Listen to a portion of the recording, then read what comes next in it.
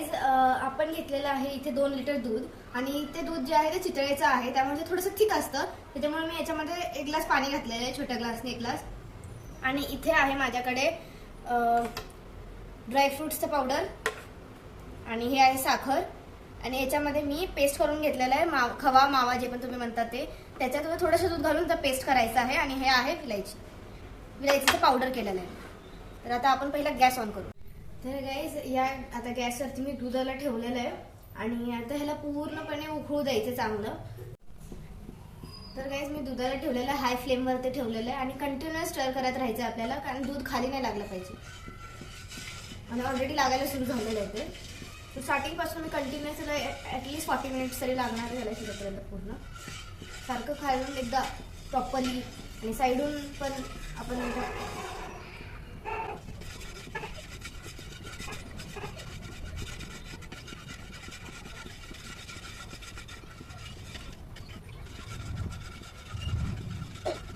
जर तुम्ही मावा यूज करत नाहीये म्हणजेच खवा यूज करत नाहीये तर तुमचं दूध जो आहे तो घट्ट असेल तर चालेल, बिकॉज ते शिजून तीच कन्सिस्टन्सी होणार आहे. पण जर तुम्ही खवा यूज करताय तर मग तुमच्या दुधाला थोडंसं लिक्विड टेक्स्चर असणं गरजेचं आहे. तुम्ही घट्ट थिक दूध यूज करताय त्याच्यामध्ये ॲटलीस्ट 1 ग्लास तरी तुम्ही पाणी घाला, ते दूध शिजेल प्रॉपरली.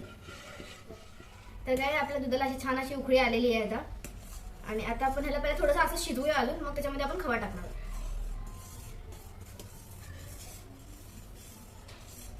आणि ह्याला मी कंटिन्युअस हात चालूच होता माझा, सो दॅट ते खाली नाही लागलं पाहिजे. आता ह्याला आपण लो गॅसवरतीच आपण चालू ठेवायचं याला. आता एकदम गॅस बारीक, फक्त उकळेपर्यंत आपल्याला गॅस मोठी ठेवायचं आहे, नंतर परत आपल्याला गॅस कमी करू. ह्याचे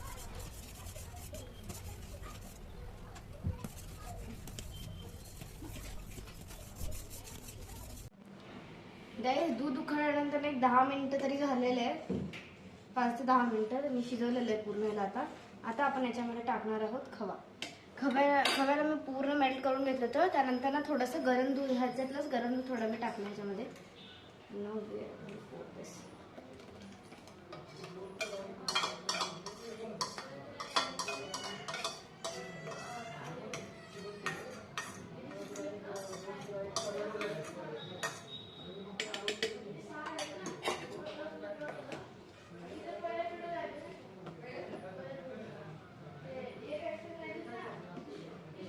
खवा जास्त नाही घेतलेला आहे, 4 ते 5 टेबलस्पून खवा घेतलाय. म्हणजे हा जेवढा स्पून आहे ना एवढाच स्पून 4 स्पून्स घेतलेले.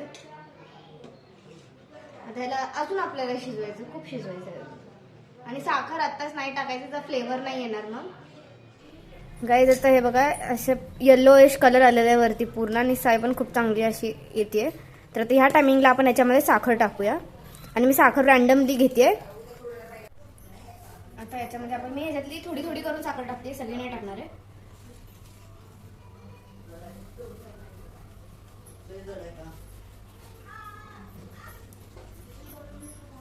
मी एवढी साखर ठेवली अजून 1 कप मधून. पण आपण थोडं टेस्ट करूया परत, आणि जर कमी लागली तर आपण अजून ऍड करू शकतो, पण जास्त आहे ते काढू नाही शकणार. ह्याला आपण अजून थोडंसं लाईक थिक करायचं आहे, कारण आता थिक आहे ऑलरेडी, पण ह्याला अजून आपण थिक करूया, त्याचा फ्लेवर अजून येईल. गाईज आता आपण साखर टाकल्यानंतर मी अर्धी टाकली होती ऑलरेडी, पण मी आता पूर्णच टाकली होती, मला थोडंसं कमी वाटलं म्हणून. आणि आता आपण ह्याला 10-5 मिनिटं झालेले आहेत मला याला कंटिन्युअसली चालत राहून. गॅस अजून पण लो फ्लेमवरच आहे. आणि आता आपण याच्यामध्ये टाकूया विलायची. याच्यामध्ये विलायची आणि साखरचा पावडर आहे हा. तर मी हा 2 टेबलस्पून घेतला, छोटासा स्पून आहे हा, 2 टेबलस्पून घेतला. तुम्ही जर असा स्पून आहे तर 1 टेबलस्पून.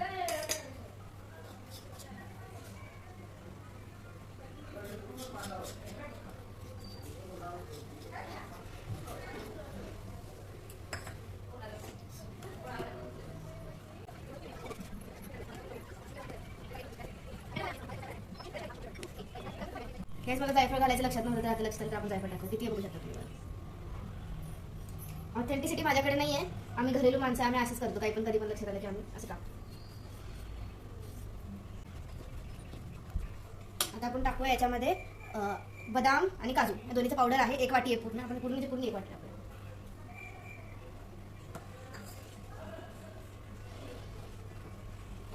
साखर तुम्ही तुमच्या टेस्टने टाका, मी आमच्या टेस्टने टाकलेलं आहे.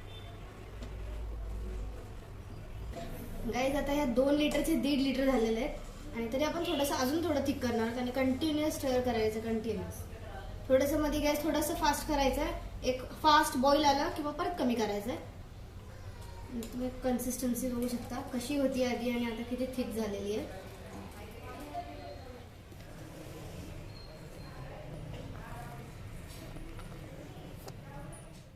असा येलो कलर हवा आहे आपल्याला, एकदम येलोइश क्रीमिश जो कलर येतो ना तो.